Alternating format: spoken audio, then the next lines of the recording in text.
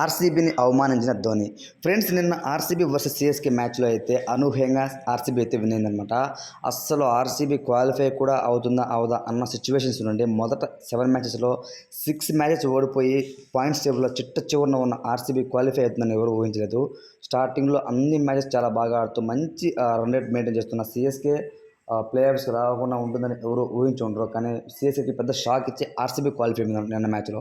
So match అయిపోయిన అనంతరం ధోని అయితే చాలా నిరాశగా ఎవరికి కూడా షేక్ హ్యాండ్ ఇవ్వకుండా వెళ్ళిపోతూ అయితే కనిపించారనమాట. తల ఉంచుకొని సైలెంట్గా వెళ్ళిపోతున్న వీడియో అయితే బాగా వైరల్ అవుతుంది ప్రజెంట్. సోషల్ మీడియాలో ఎక్కడ చూసినా ఆ వీడియో అయితే షేర్ చేస్తున్నారు. ధోనికి ఎందుకు అంత అహంకారము, సో అంత యాటిట్యూడ్ ఎందుకు ఆర్సీబీ ఫ్యాన్స్కి షేక్ హ్యాండ్ ఇవ్వలేదు అని అయితే మాట్లాడుతున్నారు. సో అక్కడ ఏమైందంటే ఫ్రెండ్స్, ధోనికి అయితే కొంతవరకు అయితే బ్యాక్ పెయిన్ ఉందన్నమాట. సో మ్యాచ్ ఆడే సమయంలో అది మనకు క్లారిటీగా గమనించింది. కొంతవరకు అయితే తను అనీజీగా ఉన్నాడు నిన్న. సో అందుకోసమే తను ఆ విధంగా వెళ్ళిపోయాడు అంటూ ధోని ఫ్యాన్స్ అయితే కమెంట్స్ పెడుతున్నారు. ఇంకొక విషయం ఏంటంటే, తన కొంతమందికి మాత్రమే ఎవరైతే డగౌట్లో కూర్చున్నారో coaches, bowling coach, batting coach కానివ్వచ్చు, హెడ్ కోచ్ కానివ్వచ్చు, వాళ్ళకి మాత్రమే షేక్ హ్యాండ్ ఇచ్చి తన ఓన్ సిఎస్కే టీం కూడా తనైతే షేక్ హ్యాండ్ ఇవ్వలేదన్నమాట. వెళ్ళిపోయాడు. సో సీదా తనైతే వెళ్ళిపోయి డగౌట్లో కూర్చుని పోయి కొంతవరకు అయితే తను కూడా ఫీల్ అయ్యాడండి. ఎందుకంటే ఒక 5 టైమ్స్ తను టైటిల్ అందించాడు. ఫస్ట్ టైం ఈ యొక్క సీజన్లో అయితే తనైతే కెప్టెన్గా లేడు. తన సహచరుడైనటువంటి, తన తమ్ముడైనటువంటి రుతురాజ్ గైక్వాడ్ తన ఒక బ్రదర్ లాగా వెళ్తాడు అనమాట. తనకు కెప్టెన్సీ ఇప్పించింది కూడా ధోనినే.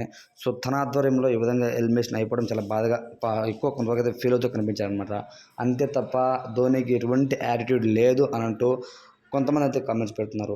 ఏది ఏమైనా సరే ఈ యొక్క వీడియో వైరల్ అవుతుంది కాబట్టి ఖచ్చితంగా ఈ యొక్క ఇష్యూపై ధోని రియాక్ట్ అయితే కానీ ఎవరు మంచి ఎవరు చెడు అనేది ఏం తెలియదు అనమాట మనకు. సో నా పాయింట్ ఆఫ్ వ్యూ ప్రకారం అయితే ధోనికి నిజంగా కొంతవరకు అయితే బ్యాక్ పెయిన్ అయితే ఉండిందనమాట. సో అందుకే ఆ విధంగా చేసి ఉంటాడు అని అయితే నాకు అనిపిస్తుంది.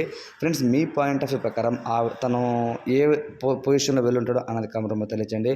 అలానే ఆర్సీబీ వర్సెస్ సిఎస్కే మ్యాచ్లో ముఖ్యంగా మిమ్మల్ని బాగా ఆకట్టుకున్న బ్యాట్స్మెన్ కానివచ్చు, బౌలర్ కానివచ్చు ఎవరున్నారో అనేది కామెంట్ తెలియచేయండి. Thanks for watching.